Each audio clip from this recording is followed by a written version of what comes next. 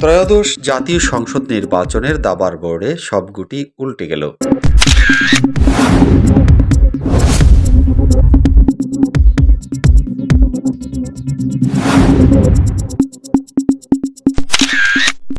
জাতীয় নাগরিক party NCP বিএনপির সাথে জোট না করে জামায়াতে ইসলামীর সাথে হাত মেলাচ্ছে, এমন খবরে তোলপাড় রাজনীতি। সেখানে জামায়াত এনসিপিকে ৩০ থেকে ৫০টি আসনের নিশ্চয়তা দিচ্ছে। কিন্তু কেন শেষ মুহূর্তে নাহিদ ইসলাম ও আক্তার হোসেনরা বিএনপির সঙ্গ ত্যাগ করলেন? এনসিপির মধ্যে ঐক্যবদ্ধ মনে হলেও দলের ভেতরে চলছে আসিফ মাহফুজের বিএনপিপন্থী অবস্থান, হাসনাত শারজিজের জামায়াত কেশা নীতি এবং তুষার সামান্তার কঠোর বামপন্থী আদর্শের ত্রিমুখী সংঘাত। এনসিপির অন্দরমহলের গোপন স্নায়ুযুদ্ধ।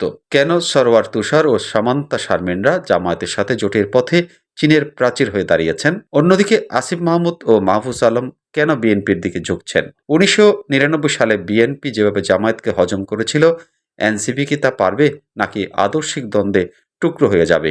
এনসিপির ভবিষ্যৎ এবং জুলাই বিপ্লবের রাজনৈতিক পরিণতি কি হতে পারে ভাবছেন অনেকেই।